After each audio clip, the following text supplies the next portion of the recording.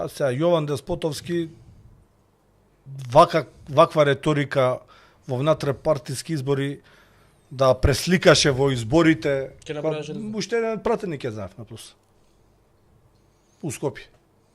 Да излагаше толку по емисии, да. Ќе имав уште еден пратеник. Ја ви гарантирам да идеше. Имаше за него спекулации дека он потрошил 50-100.000 евро у кампања за внатре-партиски избори. Па еве ти кажувам, може и ако толку потрошил, ше двајца може, ќе се боревме за Па тоа. да, такви беа спекулациите дека Не, има бе, сега не сум дела, ама ќе се боревме за уште еден.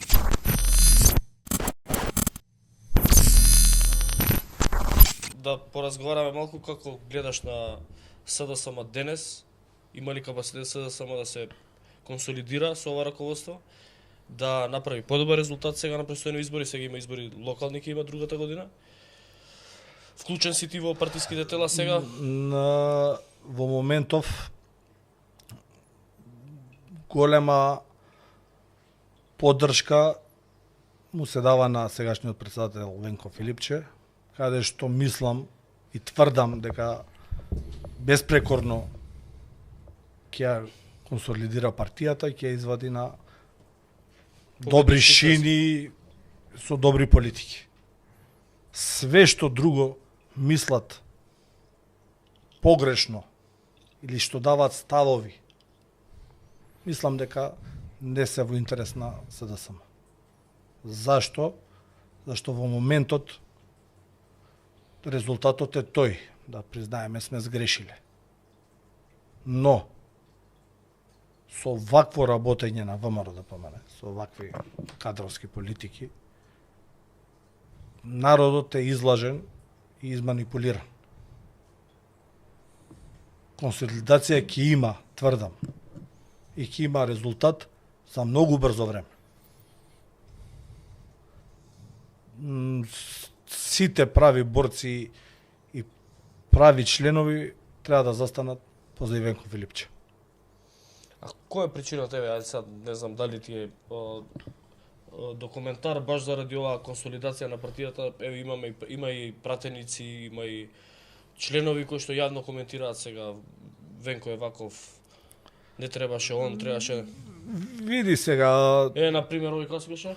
Јован Деспотовски. Јован Деспотовски, мислам, поголем опозиционер на СДСМ од ВМРО. ба сега Јован Деспотовски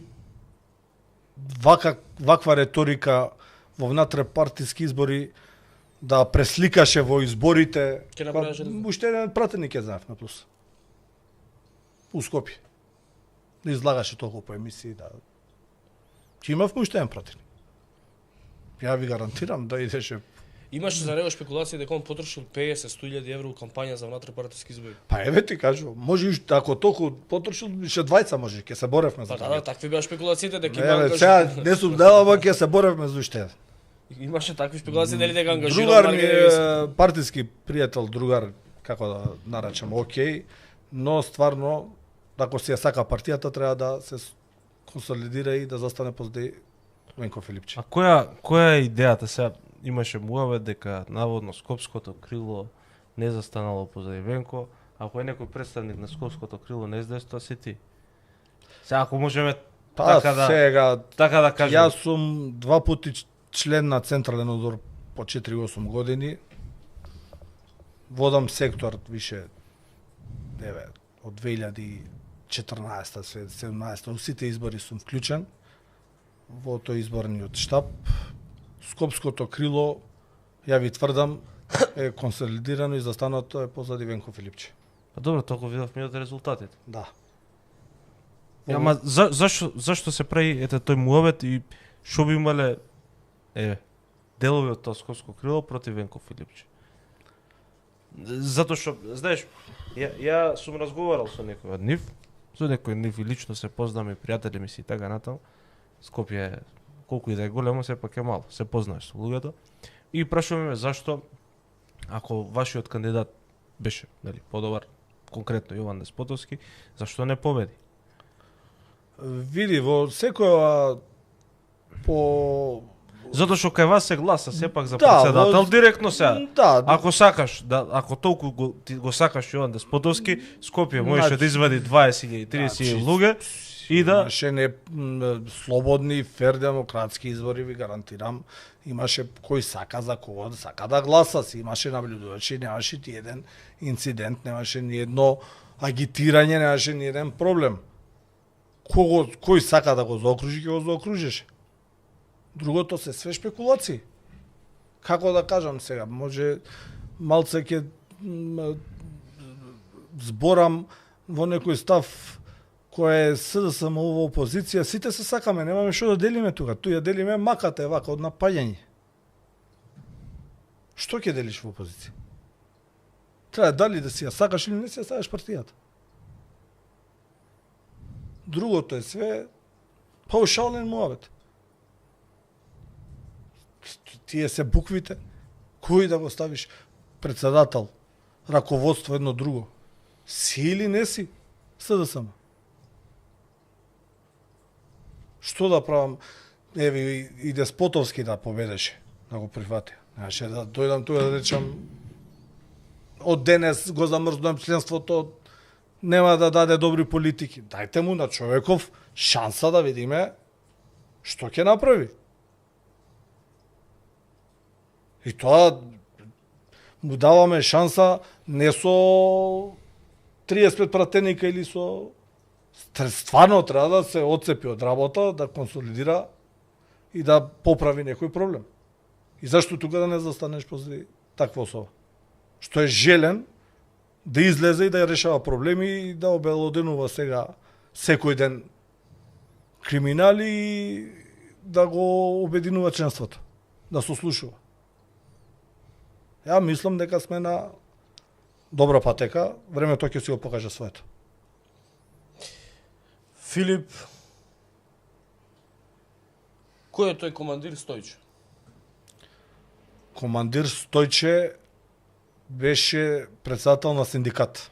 Добро. И бил преместен? Не бил преместен. Со него имав за мобинг од него тужба, каде што во моја корист е пресудата. Со човекот многу малце се познавав. Не ќам да коментирам неговите одредби, неговите мисли, дека не требал да иде на работа. Он мислеше дека треба да е застапен на синдикатот и дека не треба да дојде на работа иче.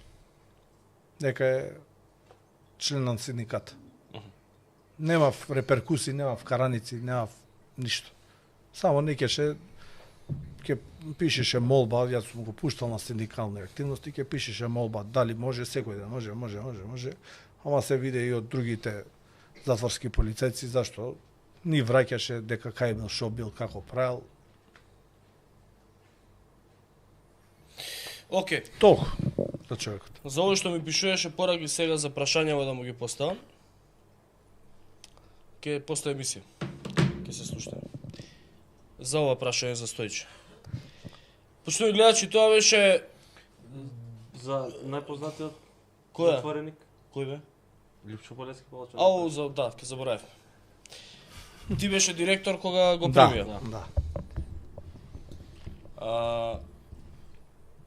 Дошол со телевизор, Ма не разбрав тоа, плазма и не знам што имал со Тоа него. веројатно било екран некој за снимање, ако што разбрав. Не. Тоа истражните мерки малце се подналјутија зашто дав таква изјава, но од таму стварно го донесо со монитор каде што си го у Турција во тој притвор им дозволувале да си набавиш таков монитор и да си го да гледаш телевизија. Кај нас уште немаме ние стандарди за такви работи.